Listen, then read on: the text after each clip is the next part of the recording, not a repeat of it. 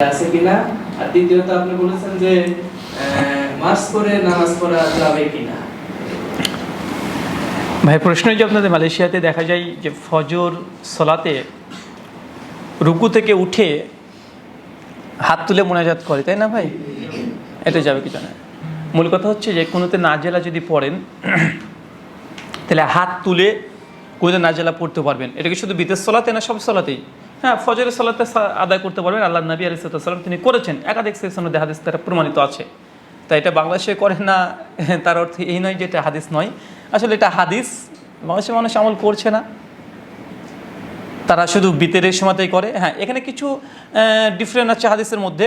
যেমন আপনার কুনুত যদি শুধু পড়েন, কুনুত সেই সময় হাত না তোলাটাই বেটার, কারণ কুনুতে হাত তুলতে হবে মর্মে যে হাদিসগুলো এসেছে সহিবা হাসান স্তরে পৌঁছায় না। আর কুনুতে না জেলার সময় হাত তুলতে হবে, হ্যাঁ এই মর্মে হাদিসগুলো প্রত্যেকটাই সহি। তাই কুনুতে না জেলে যখন পড়ছেন সেই সময় হাত তোলা এটাই বেশি সুন্নাহসম্মত। আর ভিতরে কুনুতের সময় হাত তোলার ব্যাপারে সহি সনদ কিছু পাওয়া যায় না, যদি শেখ আলবানী কিছু হাদিসকে হাসান পর্যায়ে বলতে চেষ্টা করেছে। তবে আমাদের উস্তাদ আল্লামা শেখ ইরশাদুল হক আসারি হাফিজাহুল্লাহ তিনি বিষয়ে বলে একটা মাকালাতে রচনা করেছেন যে এই মর্মে হাদিসগুলো সহি নয়। আর দুই, মাস্ক পরে নামাজ পড়া যাবে কি যাবে না। নামাজের সময় মুখ ঢেকে রাখবেন না, প্রথম কথা মুখ ঢেকে রাখবেন না। যখন বাধ্যতাগত বিষয় চলে আসছে সেই সময়তে যদি আপনি মুখ ঢেকে রাখেন নামাজ আপনার বাতিল বা ফাসিদ হবে না। যে আবু দাউদের যে হাদিসের কথা বললাম ওই হাদিসের সনদ সহি নয়। শেখ আলবানী, হাফিজ ওয়ালে যাই, শেখ ইরশাদুল কাসারি আর অনেক ওলামারা এই হাদিসের সনদের মধ্যে ত্রুটি উল্লেখ করেছে। তাই হবে না, নামাজ বাতিল হবে, এ ফাতোয়াটা সঠিক নয়। শুকরিয়া। আসসালামু আলাইকুম। ওয়ালাইকুম আসসালাম ওয়া রাহমাতুল্লাহ। প্রশ্ন ছিল, আমি একটা প্রাইভেট কোম্পানিতে জব করি, ইন্ডিয়ান তামিল কোম্পানি। ওনারা আমাদের জন্য যে সালাতের টাইম এখানে আর আরেক সাইডে কাজ করতাম, সেখানে হয়তো যারা প্রতিপক্ষ ছিল তারা সময়টা দিত, কিন্তু এখন যেখানে কাজ করি এরা এই সময়টাকে খুব অবমূল্যায়ন করে দিতে চায় না। তর্ক বিতর্ক হয়ে গেছে।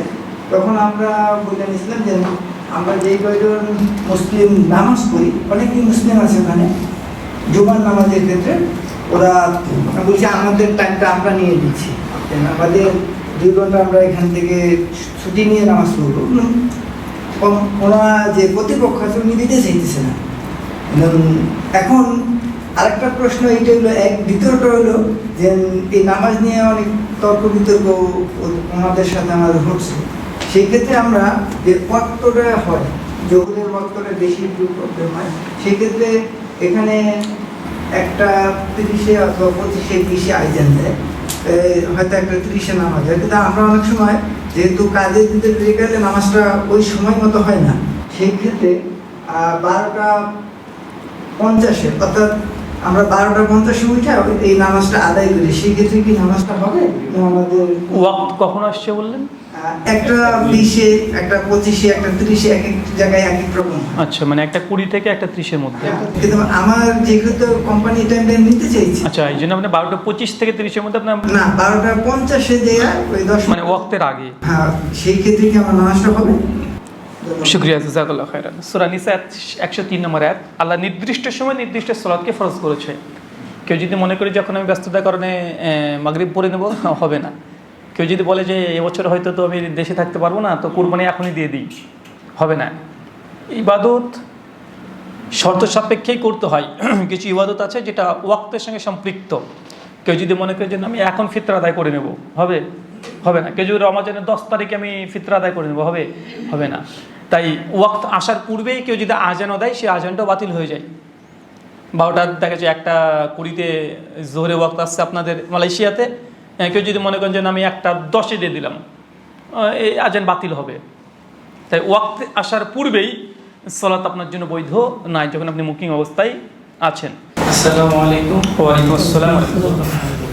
উস্তাদ, বর্তমানে একটা ইখতিলাফ দেখা যায় যে মুআবিয়া রাদিয়াল্লাহু তাআলা আনহু নিয়ে একটা হাদিসে বলা হয়েছে যে আম্মার বিন ইয়াসিরে এক বাগী জামাত হত্যা করব। তো এটা পরবর্তীতে দেখা গেছে মুআবিয়া রাদিয়াল্লাহু তাআলা আনহু জামাত ছিল।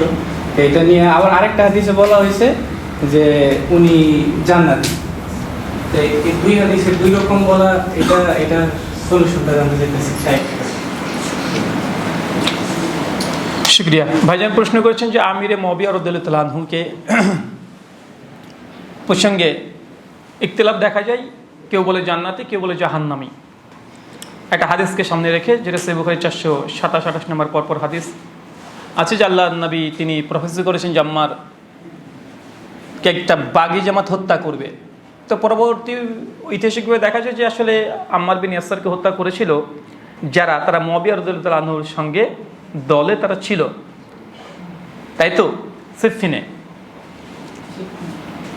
তো সেক্ষেত্রে এই হাদিসটাকে সামনে রেখে আমরা বলে দিই যে আমিরে মুআবিয়া রাদিয়াল্লাহু তাআলা আনহু তিনি কি ছিলেন?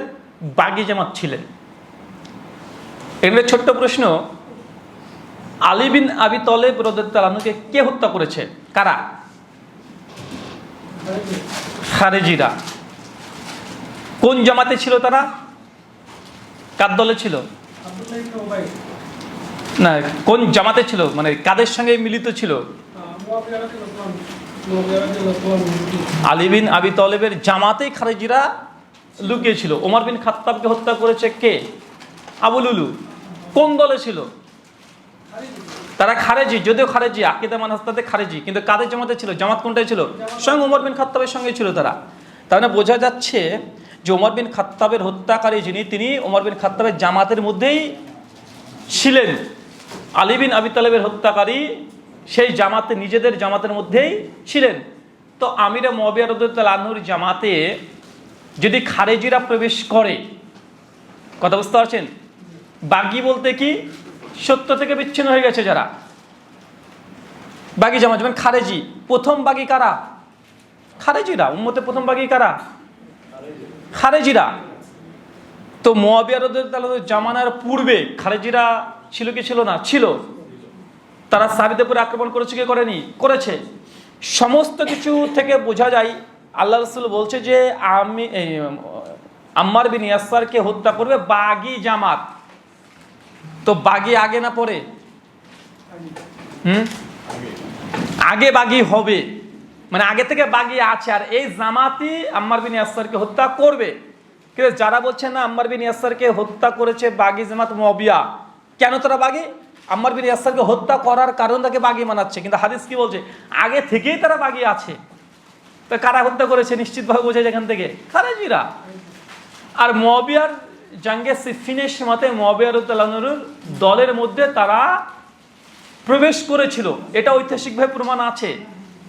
তার মানে এই নয় যে জাঙ্গে সিফফিনের মধ্যে আমিরে মুআবিয়ার জামাত থেকে কোনো একজন ব্যক্তি হত্যা করে দিয়েছে আর এর দায়ভার স্বয়ং আমিরে মুআবিয়ার উপরে চলে আসবে বা তার জামাতের উপরে চলে আসবে, এটা কোনোভাবেই সঠিক ব্যাখ্যা নয়। কেননা আমিরে মুআবিয়ার জামাতের মধ্যেও বড় বড় সাহাবীরা ছিল, ছিল না ভাইজান? তাহলে বাগী জামাত বললে তো সমস্ত সাহাবীকে জাহান্নামী বলে দিতে হবে। বলতে পারবেন কি এইভাবে কেউ যে সমস্ত সাহাবীরা তারা জাহান্নামী? না, বরং জি হ্যাঁ, আমিরে মুআবিয়া রাদিয়াল্লাহু তাআলা দলের মধ্যেই খারেজিরা প্রবেশ করেছে। আর এই খারেজিদেরকে বাগী জামাত বলা হচ্ছে। আমিরে মুআবিয়ার সমস্ত অনুসারী যারা ছিল, জাঙ্গে সিফফিনে যারা ছিল, লড়াই করেছে, তাদের সবাইকে বলা হয়নি। যারা আগে থেকে বিচ্ছিন্ন হয়েছে তাদেরকে এখানে নিসবাত করা হয়েছে। আর এই বিষয়ে পরে আমার অচিরে ভিডিও আসতে চলেছিল। যাই হোক, আমি একটা সিরিজ শুরু করেছি, আপনারা যারা সোশ্যাল মিডিয়া আছেন তারা দেখেছেন হয়তো বা, যে আমিরে মুআবিয়া রাদিয়াল্লাহু তাআলার উপরে অভিযোগের জবাব হিসাবে 4টে পর্ব অলরেডি বেড়ে গেছে, মানে আমি পাবলিশ করেছি। ইনশাআল্লাহ এগুলোকে আরও ডিটেল বিস্তীর্ণভাবে তাহকিকে আলোচনা ইনশাআল্লাহ আপনার সামনে পেশ করা হবে ইনশাআল্লাহ। ততক্ষণ এতটুকু সীমাবদ্ধ রাখছি। শুকরিয়া।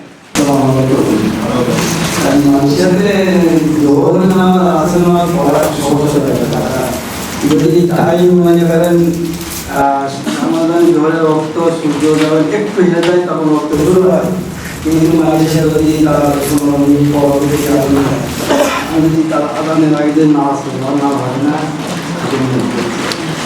টাইমটা ম্যাটার করে না, ওয়াক্তটা ম্যাটার করছে। ঠিক আছে, ওয়াক্ত আসার যদি 1 মিনিট পরে যদি সালাত আদায় করেন সালাত হয়ে যাবে, আর ওয়াক্ত আসার যদি 1 মিনিট আগে যদি সালাত আপনি করেন তার সালাত হবে না। এটা সহজ সরল হিসাব।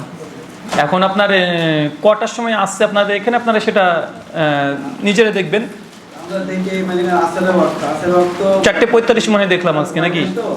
আমি দেখছি যে আসরের ওয়াক্ত লাঠি রাখলে তার ছায়া যত যাবে তার থেকে একটু বেশি হলেই ওয়াক্ত শুরু হয়। জি, তাতে দেখা যাচ্ছে 3:45 বা 40 আসরের ওয়াক্ত শুরু হয়ে যায়। আমি তো সেটা আপনাকে বললাম যে টাইম এটা ম্যাটার করছে না। আসলে ওয়াক্ত একটা যে কোনো একটা কাঠি বা লাঠি নেবেন, তারপরে তার 1 গুণ থেকে যদি অতিক্রম করে তাহলে আসলে ওয়াক্ত চলে আসছে। এটা হচ্ছে আউয়াল ওয়াক্ত, সেই নিয়ম অনুযায়ী যে চলে আসছে। এখন সেটা 3:15 যদি হয় 3:15, 4টে যদি হয় 4টে, 4:20 হলে 4:20। জি ইনশাল্লাহ হবে। আজানটা নামাজের জন্য ফরজ বা ওয়াজিব কিছু নয়। আজানবিহীনও সালাত আদায় করা যায়। ওয়াক্ত যদি চলে আসে ইকামত দিয়ে সালাতে দাঁড়িয়ে যাবে, কারণ ইকামতকে হাদিসে আজান বলা হয়েছে। তাই নিজ ইকামত দিয়ে দেবেন, সালাত হয়ে যাবে ইনশাল্লাহ। একজন স্ত্রী, তার প্রথম স্বামী মারা গেছে, দ্বিতীয়বার বিয়ে হয়েছে, আর দ্বিতীয় স্বামীর ঘর থেকে কি প্রথম স্বামীর জন্য কি অন্তরে কোনো মহব্বত রাখা যাবে কি, বা দোয়া টেবা করা যাবে কি না গিয়েছে? প্রথম কথা হচ্ছে একজন মেয়ে মানুষ, তার প্রথম স্বামী মারা গেছে, এখন এই মেয়েটি দ্বিতীয় একটা বিবাহ করেছে। এখন প্রথম স্বামীর প্রতি তার মহব্বত বা ভালোবাসা থাকবে কি থাকবে না? একজন মুমিনের জন্য যেসব হক আছে তার প্রত্যেকটা হক এই নারী রাখতে পারবে, কোনো সমস্যা নেই। তার জন্য দোয়া করা, তার যদি সন্তান থাকে মানে তার পক্ষ থেকে সন্তান যে থাকে, অবশ্যই এখানে তার মহব্বত ভালোবাসা এটা অবৈধ এমন কিছু নেই, কারণ তার স্বামী ছিল। এবং মৃত্যুর পরেও আল্লাহ সুবহানাহু ওয়া তাআলা যদি চান তার যদি জান্নাতি হয়, চাইলে আবার একত্রিত করতে পারেন। তাই মহব্বত ভালোবাসা অন্তরে থাকবে থাকবে না এমনটা নাই, থাকবে। হ্যাঁ, আমাদের সমাজে একটা কথা প্রচলিত আছে, স্বামী স্ত্রী যদি মারা যায় তাহলে তালাক হয়ে যায়। এই জন্য যদি স্ত্রী যদি মারা যায় স্বামীকে আর দেখতে দেওয়া হয় না, আর স্বামী যদি মারা যায় স্ত্রীকে আর দেখতে দেওয়া হয় না। কারণ সমাজে প্রচলিত ফতোয়া দেওয়া আছে যে যখন স্বামী স্ত্রী যখন কেউ একজন মৃত্যুবরণ করে তখন তালাক হয়ে যায়। যে না, তালাক তখন হয় না, বিবাহ বিচ্ছিন্ন তার হচ্ছে না। অতএব তার স্বাভাবিকভাবে তার অন্তরে মহব্বত ভালোবাসা থাকাটা যাবে। আসসালামু আলাইকুম। আসসালাম। উস্তাদজি, আপনার সঙ্গে তোহা আদনান এবং রেজাউল করিম আবরারের সরাসরি ডিবেট হয়েছে কি জানতে চাই। আসসালামু আলাইকুম। ওয়ালাইকুম আসসালাম রহমতুল্লাহ। হ্যাঁ, একটাই উত্তর যে না, দন্ত আকারে না, সরাসরি হয়নি। শুকরিয়া। আসসালামু আলাইকুম। ওয়ালাইকুম আসসালাম রহমতুল্লাহ। মসজিদের মধ্যে অনেক বাঙালি আছে সামনে দিয়ে যাইতে চায় না, নামাজ পড়তেছে একজন, ওর সুতরার জায়গা আরো সামনে দিয়ে যাওয়ার জায়গা নেই, এটা তাকে ওখান থেকে যাইতে চায় না, ওরা দাঁড়ায় থাকে অনেক সময় নামাজ শেষ হওয়া পর্যন্ত। তো যদি আমরা মনে করেন নামাজ পড়ি, ওই সময় তো দেওয়ালের সামনে গিয়ে নামাজ পড়া উত্তম। যদি আমরা দেওয়ালের সামনে না মাঝামাঝি ঘড়ি, তার কোনো কি সমস্যা হবে? শুক্রিয়া ভাই। প্রশ্ন সূত্রা কেন্দ্রিক। সূত্রা সিম্পল মশালা সবগুলো দিয়ে দিই, কেন সূত্রা সম্পর্কে আমরা অনেকেই অচেতন অবস্থায় আছি। সূত্রা দেওয়া কি বাধ্যতামূলক? জমহুরদের মতে সূত্রা ওয়াজিব, চাই সেটা ফরজ হোক বা সুন্নাত হোক বা নফল সালাত হোক, ওয়াজিব। সূত্রা কি দিয়ে দেব? সূত্রার টোটালে আল্লাহ নবীর হাদিসে মুবারাকা থেকে 3 কোয়ালিটির সূত্রতা পাওয়া যায়। একটা স্থায়ী, একটা অস্থায়ী, একটা চলন্ত। স্থায়ী মানে মসজিদের দেওয়াল, বাড়ির দেওয়াল, যেগুলো স্থায়ী এগুলো। অস্থায়ী মানে সালাত আদায় করবেন, সূত্রা নেই, একটা বোতল খাড়া করে দিয়ে দিলেন বা একটা ব্যাগ খাড়া করে দিয়ে দিলেন, চেয়ার টেবিল দিয়ে দিলেন, এটা হচ্ছে অস্থায়ী সূত্রা। চলন্ত সূত্রা, আল্লাহ অনেক ক্ষেত্রে উটকে সূত্রা বানিয়ে তিনি সালাত আদায় করেছেন। একজন মানুষ সামনে আছে, তাকে সূত্র বানিয়ে সালাত আদায় করা। তাই 3টে জিনিস দিয়ে সূত্রা দেওয়া যায়। 3 নম্বর, একজনকে সূত্রা দিয়েছি, ওই মানুষটাকে দেখা যায় আপনাকে আমি দিয়ে আমি সালাত শুরু করেছি, আপনার নামাজ আগে শেষ হয়ে গেছে, আপনি কি করলেন, একটা টুক করে একটা বোতল সামনে রেখে দিয়ে আপনি বেরিয়ে চলে যাচ্ছেন, এটা জায়েজ নয়। একজনকে সূত্র বানানো হয়েছে, সেই সূত্রকে পরিবর্তন করে দেওয়া, দিয়ে একটা বোতল রেখে আপনি চলে যাচ্ছেন, এটা বৈধ নয়। 4 নম্বর, সূত্রের হাইট কতটা হবে? কমপক্ষে 1 হাত, যত হাদিস পাওয়া যায় তার সার অর্থ আমি এগুলো বলছি। আর 5 নম্বর, সূত্র কতটা দূরত্ব রাখবেন, মানে আপনি কত থেকে কতটা। আবু দাউদ তিরমিজির হাদিস যে আপনার সূত্র থেকে আপনার সিজদার দূরত্বর মধ্যবর্তী সময়ে একটা বকরি ছাগল যেন চলে যেতে পারে, মানে যেখানে আপনি নাক কপাল ঠেকাচ্ছেন তা থেকে একটা বকরি, মানে কমপক্ষে 1 থেকে 1.5 ফুটের মধ্যেই আপনাকে সূত্রটা দিয়ে দিতে হবে। এর টোটাল মশলা হচ্ছে সূত্র কেন্দ্রিক 5টা। মসজিদে সালাত আদায় করছেন, দেওয়াল দেখাচ্ছে ওইখানে, সামনের কাতারে হচ্ছে কি একজন ওই কোনাতে নামাজ পড়ছে, কি ওইখানে একটা নামাজ পড়ছে, আপনি কি এখানে দাঁড়িয়ে ওইখানে সূত্র দিতে পারবেন না? এত দূরত্ব সূত্র দেওয়া সুন্নাতের বরখেলাপ। কি করবেন? এক্সট্রা সূত্র ব্যবহার করেন। এক্সট্রা বলতে কোনো একটা জিনিস সামনে রেখে দিয়ে সূত্র ব্যবহার করেন। কারণ সূত্রাকে অধিকাংশ ওলামাদের মতে হচ্ছে এটা ওয়াজিব। আল্লাহ নবী মাঠে ঘাটেও যখন সালাত আদায় করতেন, জানতেন নিশ্চিত যে এদিক দিয়ে কেউ আসবে না, তারপরে সূত্রা দিতেন। সালাফদের মধ্যে কে সাহাবী তাবিদের মধ্যে সূত্রাবিহীন সালাত আদায় করেছে এরকম কোনো রেওয়াজ সহিহ সনদে পাওয়া যায় না। মাঠে ঘাটে যেখানে যেত তার সূত্রা দিয়ে দিত। তার জন্য অনেকে সূত্রকে ওয়াজিব পর্যন্ত বলেছে। তাই সূত্রা মসজিদে থাকলেও দেবেন। কথা বুঝতে পারছেন? মসজিদে যদি থাকেন, আপনার হাতে ব্যাগ আছে, ব্যাগটাকে দিয়ে দিলেন, অথবা আপনি দেওয়ালের নিকটবর্তী জায়গাতে গিয়ে সালাত আদায় করেন। আর মসজিদের মিডিলে যদি করতে চান, কোনো একটা বিম যেটা আছে সেটাকে সূত্র বানিয়ে দেন। কিছু না থাকলে কোনো একটা ব্যাগ, পানির বোতল, কিছু একটাকে সূত্র বানিয়ে দেবেন। এই বানানোটাকেই অধিকাংশ ওলামাদের মতে ওয়াজিব, কিছু ওলামারা বলেছে এটা সুন্নাত। তাই যাই যান না কেন, এর গুরুত্ব এবং তাগিদ হাদিসের দুটোই আছে। শুকরিয়া, জাযাকাল্লাহু খায়রান। আসসালামু আলাইকুম সাহেব, আমার প্রশ্নটা হলো রাস্তা নিয়ে। আমার একটা জমি আছে, সেখানে আমি 2 সাইড অলরেডি রাস্তা দিছি, এখন 3য় সাইডে রাস্তা নিতে চাইতেছে। তাদের বিকল্প রাস্তা নেওয়ার সেই আছে, তারপরও তার চাইতেছে ওইখানে রাস্তা নিতে। এখন আমি যদি ওইখান দিয়ে রাস্তা না দেই, তাহলে কি আমার কোনো বড় ধরনের গুনাহ হবে, না তাদের বাধ্যতামূলক রাস্তা? শুকরিয়া। ভাইজান প্রশ্ন করেছেন যে আপনার যে জমি, 2 দিক থেকে আপনি রাস্তার জন্য জায়গা আপনি ছেড়ে দিয়েছেন, আর একটা সাইড থেকেও রাস্তা চাচ্ছে, করণীয় কি? দেশের আইন বা ল যদি এই ধরনেরই যদি থাকে আপনাদের, যে না আপনি একটা বাড়ি যখন করবেন প্রত্যেক দিক থেকে 3 ফিট বা 2 ফিট বা 2.5 ফিট কিছু একটা আছে যে ছেড়ে আপনাকে বাড়ি করতে হবে, এটা তাহলে আপনাকে করতে হবে। এটা ইসলামের সঙ্গে কন্ট্রাডিক্টও করে না এবং ইসলামের বিরুদ্ধেও যায় না। তার জন্য এই আইন আপনি মানতে সেক্ষেত্রে বাধ্য। 2, দেখা যাচ্ছে যে না দেশের আইনে এমন কিছু নেই, দেশের আইনে এমন কিছু নেই, জাস্ট এমনি আপনি মানে 2 দিক থেকে ছেড়ে দিয়েছেন। পাশের যিনি জমি ক্রয় করেছে তার রাস্তার প্রয়োজন, এই জন্য সে 3 ফিট রাস্তা বা 2 ফিট রাস্তা ছাড়তে বলছে আপনাকে।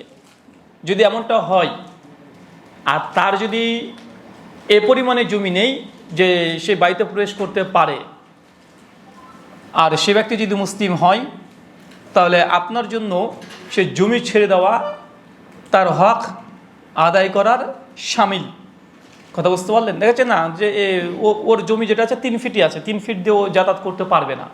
আর আপনার যে জমিটা আছে আপনার প্রয়োজন নেই, মানে অলরেডি আপনি এখানে এখন স্পেস আছে, কিন্তু আপনি এখন ঘিরে দিতে চাচ্ছেন, মানে বাড়ি যেটা করেছেন, বাড়ির যে প্রাচীর ওটা থেকে 3 ফিট ভেতরে আছে, সেই জমিটাকে ব্যবহার করছে অলরেডি।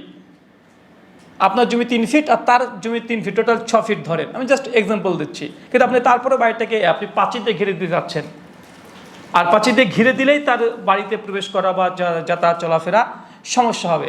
আপনার প্রয়োজন নেই, ঘেরা প্রয়োজন নেই, ছেড়ে দেন জায়গাটা।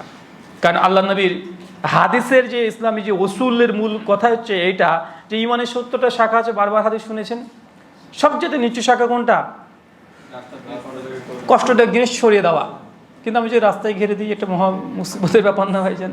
তাই আপনার জমি যদি হয় ইনশাআল্লাহ ছেড়ে দেন, ও হাঁটাহাঁটি চলাচল করবে, মুসলিম ভাইয়ের হক রক্ষা হচ্ছে ইনশাআল্লাহ। ইমানের একটা যে শাখা, এই শাখার মধ্যে আপনি একটা পরীক্ষায় উত্তীর্ণ বা পাস করেছেন, ইনশাআল্লাহ নেকি ফায়দা সব কিছু আপনি পাবেন। চলছে এই জন্য আপনি নেকি ফায়দা সব কিছু পাবেন। সালাফদের মধ্যে ইমাম আহমদ ইবনে হাম্বল রাহিমাহুল্লাহ কিতাব জুহুদের মধ্যে একটা ঘটনা লেখা আছে যে সালাফরা যখন কোনো গ্রামের রাস্তা দিয়ে হাঁটতেন, তো রাস্তা থেকে বলে দিতেন এই এলাকাতে মুসলিম আছে না নাই। কিভাবে? ওই যে রাস্তা দেখলে বোঝা যেত, মানে রাস্তা দেখে কী বুঝতো যে যখন মুসলিম এলাকা যদি হতো তো রাস্তা পরিষ্কার পরিচ্ছন্ন, কোনো খারাপ কোনো পদার্থ, গাছের ডাল পড়ে আছে এমনটা না, একদম পরিষ্কার। দেখে বোঝা যেত যে আমার আগে কোনো মুসলিম এই রাস্তাতে গিয়েছে, তার জন্য রাস্তা তো পরিষ্কার। কথা বুঝতে পারছেন? আর আমরা তো আছি কি, একটু আমার সঙ্গে পাশের বাড়ি ঝামেলা হয়েছে, আচার থেকে যে বেড়া দে, দেখছি তারপরে আগে ঘিরে দে। বড় বাটাকে বলছে বাবা, এই ঘিরে দে, তুই যাবি না আমার বাড়ির সামনে যাবে, যাস পাঁচিল দিয়ে রেখে দিয়েছে। একদম ডাইরেক্ট ইসলাম বিরোধী কাজ, একদম আল্লাহ নবী যা বলেছে সরাসরি একদম অপোজিট, উল্টো কাজ। সহজে দেখা যায় না, একটু 19-20 হলেই আমরা রাস্তা ঘিরে দিচ্ছি। না, নবী তো রাস্তা থেকে একটা পাথরও ফেলে দিতে বলছে। এটা ইমানের একটা মানে ছোট্ট একটা শাখা। শুক্রিয়া, জাযাকাল্লাহু খায়রান। আসসালামু আলাইকুম ওয়া রাহমাতুল্লাহ। ওয়ালাইকুম আসসালাম। আমার দুটো প্রশ্ন আছে, আমি একসাথেই করব। প্রথম প্রশ্নটা হচ্ছে যে যেহেতু মালয়েশিয়াতে আমরা সবাই কর্মরত অবস্থায় থাকি, সবাই কাজকর্ম করি, তো বিভিন্ন কারণে এবং হয়তোবা নিজেরও কিছু গাফিলতির কারণে নামাজটা জামাতের সহিত পড়া হয় না। ইভেন এটা অনেক সময় বলতে রেগুলারলি হয়ে যায়। তো এই পরিপ্রেক্ষিতে যদি আমি 3 ওয়াক্ত 4 ওয়াক্ত বা 5 ওয়াক্ত নামাজি হয়তোবা দিনের শেষে আমার ফ্রি টাইমে আমি যদি একসাথে পড়ি এবং এটা যদি রেগুলারলি পড়ি, এতে কি কোনো পাপ হবে? আপনার কি মনে হয় বলেন তো? এটা তো পাপ হবে। আমার মনে হয় এটা পাপ হবে, যেহেতু অবশ্যই জামাতের সাথে পড়ার কথা বলা হয়েছে, কিন্তু আমার মানে এটা যদি আমি অবশ্যই নামাজ তো ছাড়া যাবে না, এটা অবশ্যই যাবে না। তো আমি যদি ইবাদতটা করার উদ্দেশ্যে আমি যদি এইভাবে করি, এটা কি করা জায়েজ হবে? আপনি তো দিয়ে দিয়েছেন। আপনার যেটা উত্তর দিয়েছেন ওটা পারফেক্ট উত্তর। জি, ইনশাআল্লাহ। আরেকটা প্রশ্ন আছে যে শহীদ কাকে বলা হয়? আমাদের দেশে এখন বর্তমান পরিস্থিতি অনুযায়ী অনেক ভয়াবহ পরিস্থিতি, তো এই জায়গা থেকে অনেক ছাত্র মারা গেছে, তো অনেকে এদেরকে শহীদ বলতেছে, এটা কি বলা শুক্রিয়া। শহীদ কাকে বলা হয়? আমার একটা বক্তব্য ইউটিউবে আছে, বাংলাতে লিখবেন। জিহাদ না করেও শহীদ যারা, মানে বক্তব্যের বিষয়, জিহাদ না করেও শহীদ যারা, প্রায় 1.5 ঘন্টার আলোচনা আছে। শহীদের 2 অর্থে শহীদ আছে। হাদিস যদি ঘাটাঘাটি করেন হাদিস, শহীদের মাকাম মর্যাদা 2 ক্যাটাগরির মানুষের আছে। এক, সরাসরি জিহাদের ময়দানে অস্ত্রের দ্বারা যারা যুদ্ধ করেছে, মৃত্যুবরণ করেছে, শহীদ। এটা হচ্ছে শহীদের মূল অবস্থান। আরেকটা আছে তারা শহীদ এই অর্থে নয়, তবে ফজিলতের ক্ষেত্রে তারা শহীদের মাকাম মর্যাদা পাবে। আমার বাংলাদেশের প্রেক্ষাপটে যারা লড়াই করছে তাদের কি শহীদের অবস্থানে আমরা ধরে নিতে পারি? দেখেন, শহীদের জন্য প্রথম শর্ত হচ্ছে ইল্লাল্লাযিনা আমানু ওয়া আমিলুস সলিহাত, যাদের মধ্যে ঈমান আছে এবং নেক আমল যারা করে। এই দুটো শর্ত ছাড়া কোনো মানুষই ইসলামের যত ফজিলত আছে কোনো ফজিলত অন্তর্ভুক্ত হতে পারে না। তাই যে মতবর মাতাল এখন গিয়ে ওই আন্দোলনে শামিল হয়েছে, জীবনে নামাজ পড়েনি, মারা গেছে, আপনি বলছেন আল্লাহ তুমি শহীদ হিসেবে কবুল করো। বলেন তো কি শহীদ করেছে? যত ফজিলত আছে এই জন্য কি আগে তার ঈমান থাকাটা জরুরি, এবং আমলে সলে করতে ইসলামের যে বিধিবিধান যেগুলো আছে, কমপক্ষে 5 ওয়াক্ত সালাত আদায় করা, যে ফরজ বিধিবিধানগুলো যারা পালন করে, হ্যাঁ, তারপরে যদি ওই ব্যক্তি ভূমি পরিষ্কার ব্যক্তি যদি গিয়ে এই আন্দোলনে যে শামিল হয় যে না এটা আমার সন্তানের হক, আমার সরকার এই কাজটা ঠিক করছে না, এজন্য নিজের সম্পত্তি রক্ষার্থে নিজের যেটা পাওয়া এটা রক্ষার্থে যদি আন্দোলন করে বা সেখানে গিয়ে আন্দোলন করতে যে মৃত্যুবরণ করে, ইনশাআল্লাহ এই ব্যক্তি শহীদের মাকাম পাবে, মর্যাদা পাবে। আল্লাহ সুবহানাহু ওয়া তাআলা কিয়ামতের মাঠে শহীদের মুকুট পরাবেন। ওটা বলেন এটা মধ্যম মাথা যদি চলে যায়, তাহলে প্রত্যেক ফজিলতের ক্ষেত্রে আমরা অনেক হাদিসে পড়ি যে লেখা আছে, হাদিসের পৃষ্ঠা উল্টালে দেখা যায় যে কেউ যদি এই দোয়াটা 100 বার পড়ে তাহলে আল্লাহ সুবহানাহু ওয়া তাআলা তার সমস্ত গুনাহকে ক্ষমা করে দেয়। এমন ওটা মদ খাই, মাতলামি করে, হারামের সঙ্গে যুক্ত আছে, হচ্ছে তাই সূরা ইখলাস 10 বার পড়ে দিল, আমার পাপ সব শেষ হবে, ক্ষমা। ভাই তোমার জন্য এগুলো কাজ করবে না, মানে এই ফজিলত তোমার জন্য কাজ করবে না। কেন? সমস্ত ফজিলত পেতে হলে আগে ইসলামের যে বিধিবিধান যেগুলো প্রথমে আছে এইগুলোকে আগে অভ্যস্ত থাকতে হবে, তারপরে এইগুলো কাজ করবে, এগুলো বোনাস নাম্বার পাবে। আর যদি না করেন তাহলে পাবেন না। শুকরিয়া, জাযাকাল্লাহু খায়রান। আসসালামু আলাইকুম ওয়া রাহমাতুল্লাহি ওয়া বারাকাতুহু। তো সাহেব, আমার প্রশ্ন হলো, এবার এখানে আমার আব্বু আম্মু চাই যে আমি বিদেশে এখন থাকি, কিন্তু আমার স্ত্রী চাই আমি বাড়িতে থাকি। এখানে আমি কার কথাটা বেশি গুরুত্ব দিয়ে আমি এখানে কাজ করব? আব্বা মা চাই যে আপনি বিদেশে থাকেন, স্ত্রী চাই আপনি দেশে থাকেন, কার কথাকে প্রাধান্য দেবেন? আপনি তো মনে হচ্ছে ফুল সেট পার করছেন ভাই, একদম আরামে অবস্থান করছেন। প্রথম কথা হচ্ছে বিবাহর পরে আপনি কতদিন বাড়ির বাইরে থাকবেন এটা পিতামাতা ঠিক করবেন, এটা নির্ধারণ করবে স্ত্রী। 4 মাস 10 দিন পর্যন্ত, কিছু কিছু মত 4 মাস, সর্বোচ্চ না 4 মাস পর্যন্ত আপনি বাড়ির বাইরে থাকতে পারবেন। এটা আপনার পাওয়ার, এটা আপনার পাওয়ার, আপনি এটা পারবেন, এটা আপনার হক, নিজের প্রতি হক যে আপনি 4 মাস পর্যন্ত বাড়ির বাইরে যেতে পারবেন। আর এটা হচ্ছে স্ত্রী আপনাকে পারমিশন দেবে। এর অতিরিক্ত যদি থাকতে চান তো সরকার ভিসা দিয়েও থাকতে পারবেন না যদি স্ত্রী ভিসা না দেয়, বুঝলেন না? এরপরে স্ত্রীর কাছ থেকে ভিসা নিতে হবে যে দেখো 4 মাস তো বেশি থাকতে হবে। আমার যিনি আছেন কোম্পানির উনি তো বলছেন যে আরো 2 মাস থাকতে হবে, তো কি করব? উনি যদি ভিসা দেয় তাহলে থাকতে পারবেন, আর না হলে কিছু করার নেই, ওই কোম্পানির মালিকের সঙ্গে কথা বলে আপনাকে চলে যেতে হবে। যদি একবার বলে যে না তুমি চলে আসো, আমি আমার সমস্যা হচ্ছে বা আমি কিন্তু কোনো দুর্ঘটনা ঘটিয়ে দিতে পারি বা কোনো যদি গুনাহের সঙ্গে জড়িত হই, এর জন্য আমি ড্রাইভার না, ও রাখতে পারে, সমস্ত প্রস্তাব রাখতে পারে। যে ব্যাপারে কানজুল উম্মাল একটা হাদিস আছে, এটা উমর বিন খাত্তাব রাদিয়াল্লাহু আনহু জামার খিলাফতের একটা ঘটনা। উমর বিন খাত্তাব রাদিয়াল্লাহু আনহু খলিফা, তিনি যখন রাত্রিবেলাতে তিনি টহল দিতেন, টহল দিয়ে বোঝেন না ভাই, পাইচারি করেন ছোট এলাকা ঘুরে বেড়ান, কার কি সমস্যা তিনি দেখেন রাত্রিবেলাতে। একজন নেতা, রাষ্ট্রনায়ক, তো তিনি যেতে যেতে দেখছেন যে রাস্তাতে গভীর রাত্রিবেলাতে একটা বাড়ি থেকে কিছু শব্দ ভেসে আসছে, কবিতার ছন্দ, এবং কবিতার এই ছন্দগুলো এতই উদ্বিগ্ন এবং যৌনতাযুক্ত। ওমর বিন খাত্তাব সঙ্গে সঙ্গে তিনি অবাক, যে এত রাত্রিবেলাতে যৌনতাযুক্ত কণ্ঠে, উষ্ণ কণ্ঠে মানে কিছু কবিতার লাইন ভেসে আসছে। ওমর বিন খাত্তাব যখন বাড়ির পাশে দিয়ে যখন যাচ্ছে, দেখছে এটা একটা মেয়ের কণ্ঠ। ওমর বিন খাত্তাব ভয়ে মানে অবাক হয়ে গেছেন। পরবর্তী সময়তে দিনের সকালবেলাতে মেয়েটির কাছে যাই এবং তাকে জিজ্ঞাসাবাদ করে যে আপনার বাড়ি থেকে এমন কিছু আওয়াজ পাচ্ছিলাম বা এই কবিতা পাচ্ছিলাম, এটা কে বলছেন? তো মেয়েটা বলছে আমি। তো কেন? তো ওমর বিন খাত্তাবকে সে মেয়েটা বলছে যে আমার স্বামী দীর্ঘদিন হয়ে গেল সে বিদেশে আছে, সে বাইরে গিয়েছে অর্থ উপার্জনের জন্য, বাইরে গিয়েছে, তো আমার স্বামীকে আমার এই মুহূর্তে খুব প্রয়োজন, আর এর জন্য তিনি এরকম প্রত্যেক রাত্রিবেলাতে তিনি কষ্ট পান তার স্বামীর জন্য, তার স্বামীকে কাছে পাওয়ার আকাঙ্ক্ষা করেন। ওমর বিন খাত্তাব সমস্যা তার এই কথা শুনে অবাক হয়ে তিনি বাড়িতে ফিরে চলে যান। চিন্তায় রত হন যে কি মানে কিভাবে এটা সমাধান দেওয়া যায়। আমার খিলাফতের মধ্যে কোনো মেয়ে যদি জেনার সঙ্গে আবদ্ধ হয়ে যায়, আমি ওমরকে কিয়ামতের মাঠে জিজ্ঞাসিত হতে হবে, কারণ ওমর আমার এই খলিফা নেতৃত্বের মধ্যে কোনো মেয়ে জেনার মতো পাপে যুক্ত হয়ে গেছে, কি করণীয়?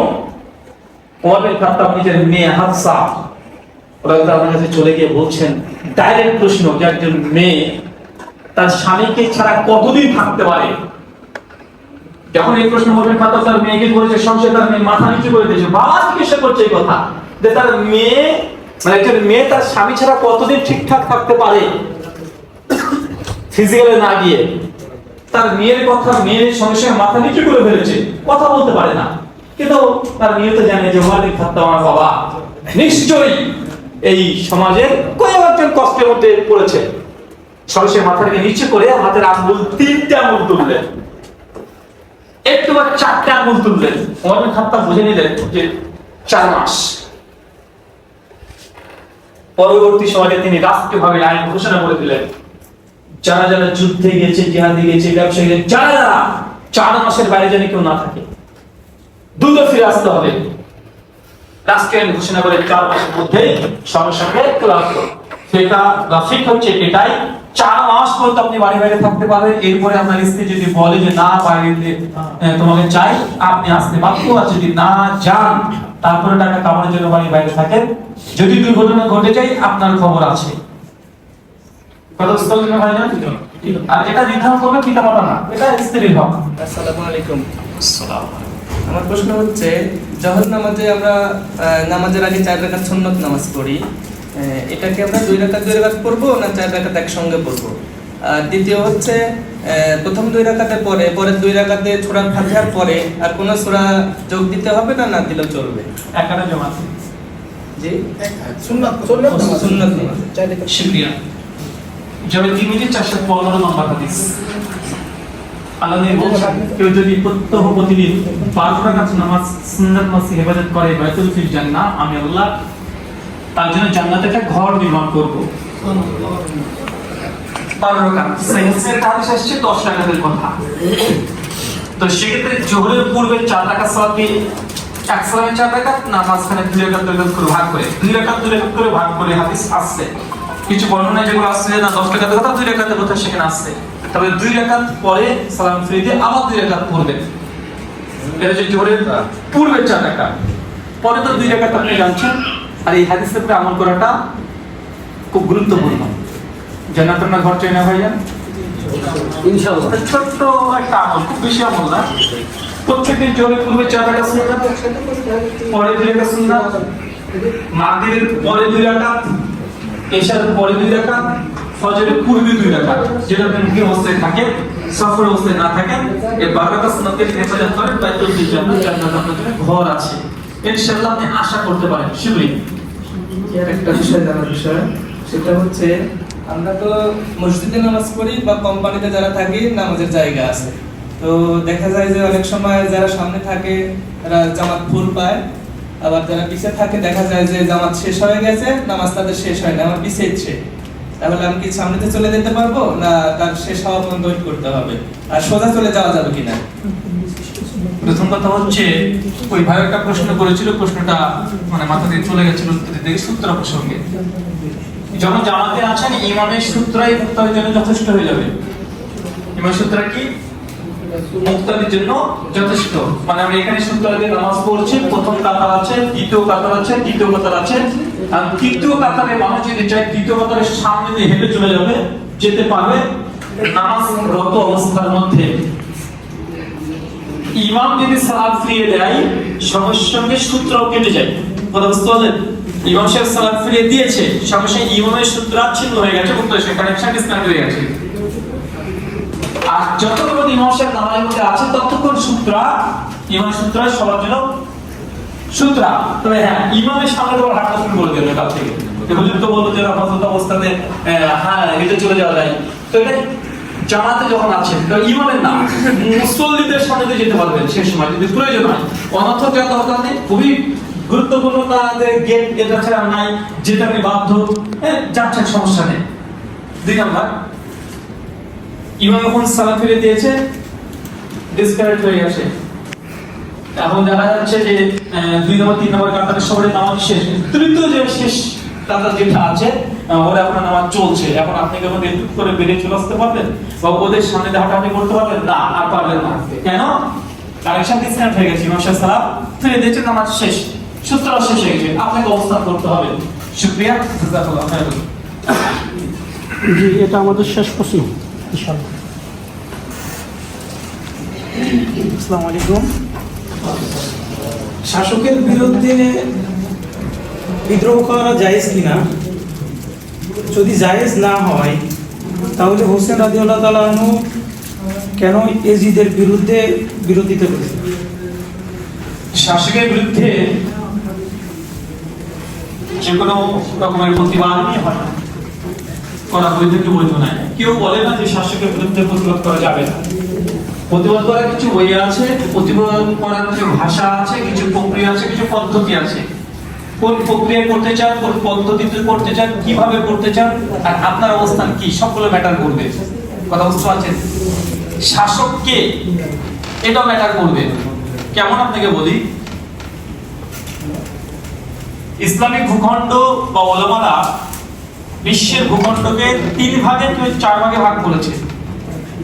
একটা দারুল আমান, যে ইসলামিক কোরআন ও হাদিসে ল প্রয়োগ করে রাষ্ট্র চালানো হয়। দারুল হারব, যেখানে মুসলিমরা আছে তবে শাসক যিনি তিনি একজন কাফের। কথা বুঝতে পারলেন না ভাইয়া? কাফের রাষ্ট্র নয়, তারাই শাসন করছে, তারাই সবকিছু করছে, মুসলিমরা জাস্ট সেটা নাগরিক। আপনি ইন্ডিয়াকে ধরতে পারেন, ওখানে মুসলিম মানে ওখানে রাষ্ট্র কারা চালাচ্ছে, মুসলিমরা চালাচ্ছে, মুসলিমরা জাস্ট নাগরিক। তো এরকম এখন কোন প্রেক্ষাপটে এটা দেখতে হবে। এখন দেখা যাচ্ছে যে না একটা রাষ্ট্রে আমরা বসবাস করি, আমরা মুসলিম আছি মাত্র 1000 বা 2000 বা 10,000 বা 2 লাখ বা 1 কোটি, আর যারা ক্ষমতায় আছে তারা আছে 50 কোটি।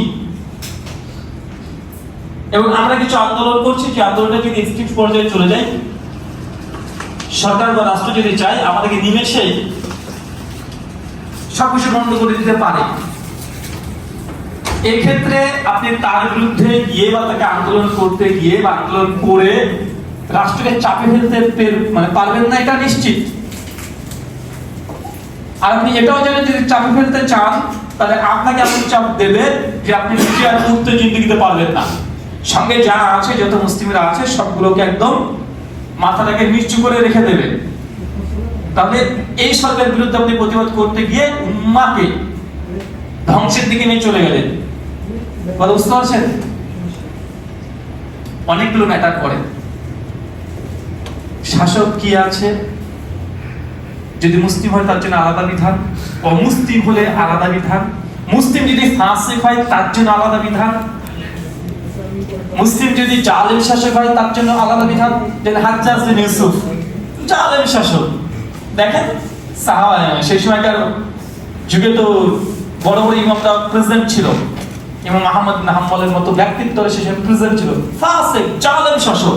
তারা কিভাবে ডিল করেছে, ওটা হচ্ছে আমাদের আদর্শ। তারা কিভাবে, কারণ প্রত্যেক যুগে যিনি শাসক হয় তিনি জালেমই হয়। দেখেন ইমাম আবু হানিফার সময়তে শাসক কে? ইমাম আবু হানিফা চিরাবদ্ধ রেখে দিয়েছে, জালেম শাসক। ইমাম মালিক রাহিমাহুল্লাহকে শাসক, তাকে মারতে মারতে তার হাতকে অবশ করে দিয়েছে। ইমাম আহমদ বিন হাম্বলকে প্রতিদিন এক চেবেতে হাত মারতো শাসক। তো শাসকদের মানে শাসক, সব শাসকই জানে সালাফরা কিভাবে ডিল করেছে, এটা আপনাকে দেখতে হবে আগে। এই যে মুসলিম শাসক, আর যদি অমুসলিম শাসক হয় আলাদা রায়, জালেম শাসক হলে আলাদা রায়। ফাসিক, ইসলামের প্রতি ভালোবাসা আছে, ইসলাম প্র্যাকটিসও করে, ভালোবাসা তার আছে, কিন্তু আন্তর্জাতিক রাষ্ট্রের চাপের কারণে সে বাধ্য হয়ে এমন কিছু আইন প্রণয়ন করে দিচ্ছে বা কিছু কাজ করে দিচ্ছে যেখানে মুসলিমদের ক্ষতি হচ্ছে, কিন্তু সে অন্তর থেকে চায় না, তার জন্য আলাদা বিধান হবে। কথা বুঝতে পারছেন? তো এগুলো মানে ছোট একটা ইস্যু না, ছোট একটা বিষয় না। রাষ্ট্র যখন চালাতে যাচ্ছেন বা রাষ্ট্র যখন চালাচ্ছেন, রাষ্ট্রের কোনো সিদ্ধান্ত দেওয়া এটা এক কথার উত্তর হবে না, অনেকগুলো ম্যাটার করবে এখানে। আপনি একটা উদাহরণ দিন, দেখেন ভোট দেওয়া, সিম্পল একটা বিষয়, ভোট দেওয়া জায়েজ না না জায়েজ, হারাম না শিরক?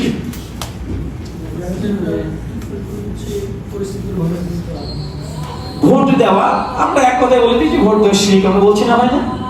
অনেকে বলছে ভোট দেওয়া শিরক, কিন্তু তা নয়। ভোট দেওয়া কখনো শিরক হয়, কখনো ভোট দেওয়া হারাম হয়, কখনো ভোট দেওয়া জায়েজ হয়, কখনো ভোট দেওয়াটা বাধ্যতামূলক হয়ে যায়, ওয়াজিবের দরজায় চলে যাবে, দিতেই হবে, না দিলে আপনি গোনাহ হবে, আপনি গোনাহ অর্জন করবেন। মানে কিছু কিছু ইসলামের শরিয়া আছে যেগুলো স্থান ভিত্তিক রায় চেঞ্জ হবে, মুড চেঞ্জ হবে। যতক্ষণ স্থান বা পজিশন না বুঝবেন তখন সিদ্ধান্ত আপনি নিতে পারবেন না। এই জন্য আল্লাহ বলছে ফিতনার সময়তে যে ব্যক্তি চলাচল করছে রাস্তায় তার চেয়ে ওই ব্যক্তি হলো যে বাড়িতে শুয়ে আছে, আর যে শুয়ে আছে তার চেয়ে ওই ব্যক্তি হলো যে ঘুমিয়ে আছে। ফিতনার সময়তে তার জন্য আল্লাহ নবী বলেছে যে মানে ঘরের মধ্যে বসে থাকো, জঙ্গলে চলে যাও, আদম আলাইহিস সালামের দ্বিতীয় সন্তানের মতো হয়ে যাও, তরবারি ধরো না, তরবারি ফেলে দাও, ভেঙে ফেলো, কাঠকে আঁকড়ে ধরো, ছাগল নিয়ে জঙ্গলে চলে যাও। মুহাম্মদ মুসলিমের একাধিক আদেশ ফিতনার মধ্যে আসছে। ফিতনা সমাজে খুব ভয়ঙ্কর, একটা উদাহরণ দিলে বুঝতে পারেন। শুধু ভোট দেওয়া কোন সময় জায়েজ হয়, কোন সময় হারাম হয়, কোন সময় বাধ্যতামূলক হয়, না দিলে আপনি গুনাহগার হবেন। একটা উদাহরণ, একটা দেশের কল্পনা করেন যে দেশের সরকার, কাফের সরকার ধরেন উনি, এবং উনি যখন ক্ষমতায় থাকেন মুসলিমদেরকে ফরজ পালনে বাধা দেয়, মসজিদ আলাদা দিতে বাধা দেয়, মসজিদ ভেঙে মন্দির তৈরি করে ফেলছে, অন্য কিছু তৈরি করে ফেলছে, অথবা মুসলিমদেরকে কুরবানি করতে দিচ্ছে না, বিভিন্ন ভাবে তাদের প্রতিবন্ধকতা সৃষ্টি করছে, মুসলিমদেরকে মবলিঞ্চি করে মেরে দিচ্ছে, বিভিন্ন ভাবে মুসলিমদেরকে এইভাবে চাপিয়ে জমিয়ে রেখেছে সরকার, একজন কাফের সরকার। ওই সরকারের বিরুদ্ধে আরেকজন দাঁড়িয়েছে, ধরেন আরেকটা জনের নেতা দাঁড়িয়েছে, উনিও কাফের, ধর্ম বিশ্বাসের থেকে উনিও কাফের, উনিও অমুসলিম, মুসলিম না, সে অমুসলিম। কিন্তু আপনি এটা জানেন যে ইনি যদি ক্ষমতায় আসে অন্ততপক্ষ মুসলিমদেরকে পাঁচ ওয়াক্ত নামাজ পড়তে বাধাও দেবে না, কে গরু মাংস খেলে কে শুয়োরের মাংস খেলেও সে দেখেও না, মুসলিমদের হজেও বাধা নেই, কুরবানি করতে বাধা নেই, ধর্মটা ডাজ নট ম্যাটার, সে কিছু মনে করে না, তুমি যা ইচ্ছা তুমি তাই করো, কে মন্দির গেল কে মসজিদ গেল সে দেখে না, কে দ্বিতীয় এই কিন্তু উনি কিন্তু ধর্মীয় উনিও কাফের, অবিশ্বাসী, ইসলাম বিশ্বাস করে না, কিন্তু ইসলামের প্রতি কোনো বিদ্বেষ নাই, তোমার যা ইচ্ছা তুমি তাই করো, মাথা করে ক্ষমতা থাকলে মিটে গেল। আর এমন তো পরিস্থিতিতে মুসলিমরা যদি জানে যে আমরা যদি ভোট বয়কট করি তাহলে যিনি ক্ষমতায় আছেন স্বৈরাচারী শাসক উনি আবার ক্ষমতায় থাকবেন, আর থাকলে মুসলিম বলে আবার অত্যাচার আরো বেশি হবে বা সেম থাকবে। কিন্তু এই ব্যক্তি যদি ক্ষমতায় যদি চলে আসে, মুসলিমদের ভোটের করে জানে যে ভোট দিলে ও ক্ষমতায় চলে আসবে, কিন্তু আপনি যদি এসে ভোট যদি বয়কট করেন আর আপনার বয়কট করার কারণে দেখা যাচ্ছে না ক্ষমতায় স্বৈরাচারী শাসক আবার থেকে গেল, চলে আসতো, আপনি গুনাহগার হবেন। আর এই সময়তে ভোট দেওয়া ওই বি টিম কাফের, উনিও কাফের, ভোট দেওয়া আপনার জন্য ওয়াজিব। এই প্রেক্ষাপটে যদি ভোট না দেন আর আপনার ভোট না দেওয়ার কারণে যদি ওই স্বৈরাচারী শাসক ক্ষমতায় আসে, মুসলিম মা বোনদের উপরে নির্যাতন করেন, মুসলিমদের নামাজ পড়া, রোজা করা, হজ যাকাত এগুলোকে বাধা প্রদান করে, যতগুলো হচ্ছে এই গুনাহগার আপনার উপরে বাড়তে হবে। কারণ আপনার ক্ষমতা ছিল, সামর্থ্য ছিল, কিন্তু আপনি এটাকে ব্যবহার করেন। তাই বাংলাদেশের রাজনীতি প্রেক্ষাপট, গণতন্ত্র, ভারতের ডেমোক্রেসি এক উত্তর আসবে না, কথা বুঝতে পারছেন? পজিশন দেখেন, আমি কিন্তু বললাম না যে আপনাকে এটা যে দ্বিতীয় যে টিম আছে উনিও কিন্তু মুসলিম না, উনিও কাফের, কথা বুঝতে পারলেন না ভাই? আচ্ছা, এরপর একটা চিন্তা করেন যে ক্ষমতা ছিল তিনি পাকা মুসলিম, নামাজও পড়ে কিন্তু স্বৈরাচারী শাসক, ব্যক্তিগত বসে আমল করে কিন্তু স্বৈরাচারী শাসক, ইসলাম পালন করতে আপনি বাধা দিচ্ছে, কিন্তু নামে মুসলিম, সবকিছু খাতাবে মুসলিম শাসক, কিন্তু সে ব্যক্তি কি স্বৈরাচারী। আরেকজন দেখছে যে এই ক্ষমতা আছে, এই মুসলিম, তার মনোভাব ভালো আছে, সবকিছু ঠিক আছে, কোনো সমস্যা নেই। এমন তো পরিস্থিতিতে এর সিদ্ধান্ত বা রায় আলাদা হবে, তাই না? এখানে এক কথাই উত্তর সম্ভব নয়, অনেক কিছু ম্যাটার করে, এত সহজ নয় এই বিষয়গুলো, মানে যত তাড়াতাড়ি আমরা করে বলে দিই, উত্তর দিয়ে দিই, মানে এত সহজ নাই, মানে প্রথম যে স্টেপ আছে একটা রাষ্ট্রীয় বিষয়, এত সহজ নাকি যে ভাই অপোজিশন নামাজ হবে কি হবে না, এরকম তো না। তো এটা ইসলাম কালপাত্র, সময়, ব্যক্তি, পজিশন, আপনার অবস্থা, রাষ্ট্রের অবস্থা, আপনার ক্ষমতা, সমস্ত কিছু দেখবে, তারপর একটা সিদ্ধান্ত আসবে। ভারতবর্ষে যখন ব্রিটিশ বিরোধী আন্দোলন হয়েছিল সেই সময়তে ওলামারা জিহাদ ফরজের ফতোয়া দিতে 20 বছর সময় নিয়েছিল। কি মনে করছেন তারা জানতো না? কোন জানতো, যেমন হচ্ছে যে না, যে কোনো ভাবে যুদ্ধের মধ্যে নেমে যাওয়া ইসলামের সাপোর্ট করে না। আল্লাহ বলেছেন তরবারি নিচে কি, তরবারি নিচে কি জানে না, তবে আকাঙ্ক্ষা করো না, মানে সামনে আকাঙ্ক্ষা করো না। শুকরিয়া, জাযাকাল্লাহু খাইরান, বারাকাল্লাহু ফিকুম, ওয়া মা আলাইনা ইল্লাল বালাগ। সুবহানাকাল্লাহুম্মা ওয়া বিহামদিক, ওয়া আশহাদু আল্লা ইলাহা ইল্লা আনতা, আস্তাগফিরুকা ওয়া আতুবু ইলাইক। আসসালামু আলাইকুম ওয়া রাহমাতুল্লাহি ওয়া বারাকাতুহু। ওয়া আলাইকুম আসসালাম ওয়া রাহমাতুল্লাহি ওয়া বারাকাতুহু।